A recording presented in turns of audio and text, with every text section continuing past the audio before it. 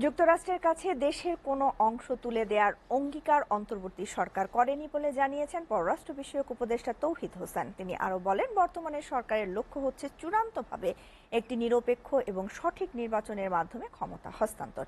বিকেলে পররাষ্ট্র মন্ত্রণালয়ের সাংবাদিকদের প্রশ্নের জবাবে একথা বলেন পররাষ্ট্র উপদেষ্টা।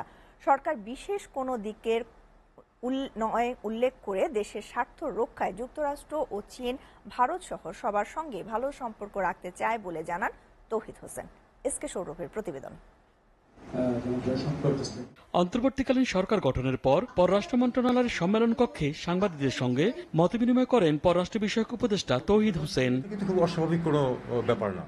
শুরুতেই তিনি জানান, বর্তমান সরকারের চূড়ান্ত লক্ষ্য সঠিক নির্বাচনের মাধ্যমে ক্ষমতা হস্তান্তর। তবে স্থিতিশীলতা ফিরিয়ে আনতে কিছুটা সময় লাগবে বলে জানান পররাষ্ট্র উপদেষ্টা।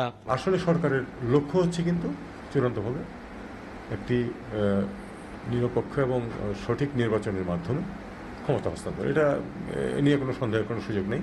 আমাদের স্বার্থ রক্ষা করা হচ্ছে আমাদের কাজ। এই সরকারকে এভাবে যদি কেউ চিত্রিত করতে যায় যে কোনো এক দিকের, এটার কোনো মানে নেই। এই সরকার একেবারেই সবার সাথে ভালো সম্পর্ক রাখতে বদ্ধপরিকর। কারোর সাথেই আমরা খারাপ সম্পর্ক রাখতে চাই না। আমরা যেমন ভারতের সাথে সম্পর্ক ভালো রাখবো, চীনের সাথে ভালো রাখবো, এটা আমরা করে আসছি, ব্যালেন্সটা মেনটেন করে আসছি। আমরা মার্কিন যুক্তরাষ্ট্রের সাথে ভালো সম্পর্ক চাই। ভারতীয় সংবাদ মাধ্যম দ্য ইকোনমিক্স টাইমসে প্রকাশিত প্রতিবেদনে সেন্ট মার্টিন নিয়ে বাংলাদেশের সাবেক প্রধানমন্ত্রী শেখ হাসিনার দাবি প্রসঙ্গে সাংবাদিকদের প্রশ্নের জবাব দেন তিনি। আমি শুধু এটুকু বলতে পারি যে আমি এরকম কোনো অঙ্গীকার করিনি।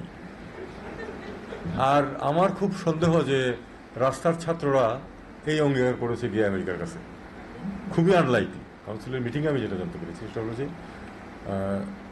তিনি পদত্যাগ করেছেন এবং পদত্যাগপত্র রাষ্ট্রপতির কাছে আছে, এইটুকু তথ্য কনফার্ম করা হয়েছে। সংযুক্ত আরব আমিরাতে বিক্ষোভের দায়ে আটক বাংলাদেশিদের মুক্তির জন্য প্রধান উপদেষ্টা দেশটির সরকার প্রধানের সঙ্গে 2-1 দিনের মধ্যে কথা বলবেন বলেও জানান তৌহিদ হোসেন। এই বিষয়টা আমরা গভীরভাবে দেখছি, যেন তারা কিছুতেই সাফার না করেন সেটা চেষ্টা করা হচ্ছে। অন্ততপক্ষে তাদেরকে যেন মুক্তি দেওয়া হয় কোনো ধরনের কোনো শাস্তি ছাড়া। SK Sourav, STV, Dhaka.